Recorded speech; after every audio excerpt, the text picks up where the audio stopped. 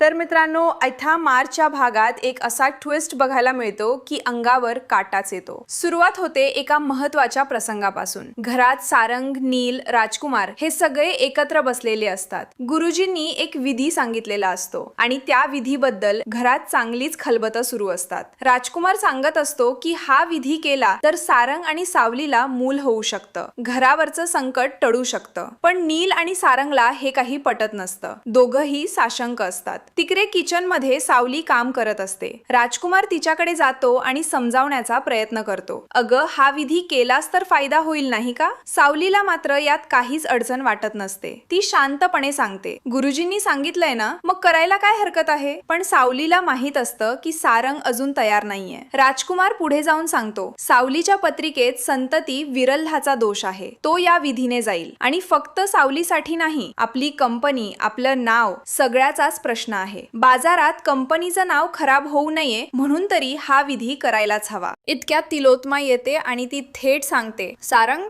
हे सगळे व्यवहार, धंदा वगैरे माझ्यासाठी सोड, मी तुला जबरदस्ती करणार नाही। तू तयार नसशील तर हा विधी होणार नाही। तिलोत्मा निघायला लागते तेवढ्यात सावली येते। सावली तिलोत्माला हात जोडत विनंती करते, मॅडम, तुम्ही तरी त्यांना समजवा, एवढ्या मोठ्या ज्योतिषानं सांगितलेलं आहे, आपल्या बाळासाठी हा विधी करायला काय हरकत आहे? सावली रडायला लागते। तिलोत्माला ते बघवत नाही, ती सावली जवळ जाते, तिला जवळ घेते। सावली, तुझी काळजी, तुझी इच्छा सगळं मला कळतंय, पण आता निर्णय सारंगवर सोड। तिलोत्मा सावलीला सांगते की सारंगला परत समजवण्याचा प्रयत्न कर। सावली सारंगकडे जाते, पण सारंग ठाम असतो, मला काही ऐकायचं नाही, मला काही विचारू नकोस। सावली तिथून निघून जाते आणि इथेच खरा ट्विस्ट सुरू होतो। भैरवी बाहेरून येते आणि सारंगशी बोलायला लागते। ती त्याला विचारते, सारंग, सावलीला मूल नाही याचं तुला काहीच वाटत नाही का? सारंगचा हा निर्णय म्हणजे तिच्यासाठी एक मोठा अडसर आहे। तिलोत्मा हे ऐकते आणि भैरवीला स्पष्ट सांगते, मलाही वारस हवा आहे, पण सारंगच्या मनाविरुद्ध मला जायचं नाही। भैरवी मनात विचार करते,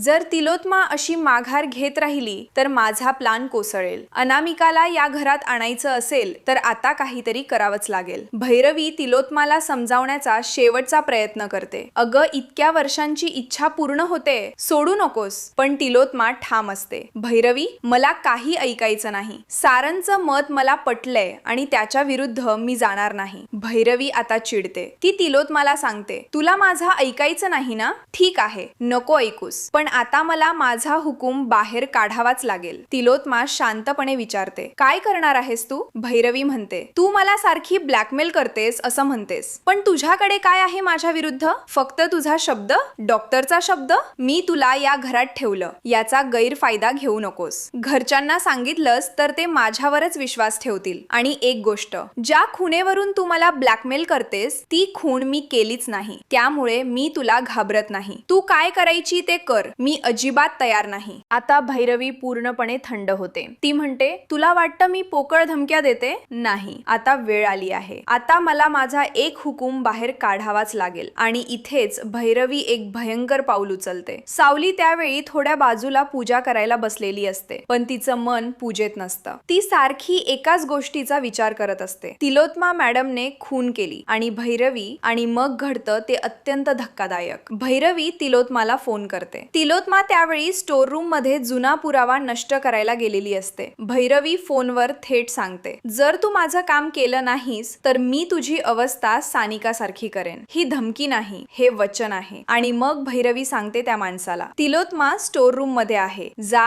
आणि त्या स्टोर रूमला बाहेरून आग लाव। काही क्षणातच स्टोर रूमला भडका उठतो, आग वेगाने पसरते आणि आत अडकलेली तिलोत्मा, मित्रांनो, भैरवीने हे काय केलं? तिलोत्मा आतून बाहेर येऊ शकेल का? हा प्रश्न मनात घर करतो आणि भाग संपतो। पुढच्या भागाची उत्सुकता ताणत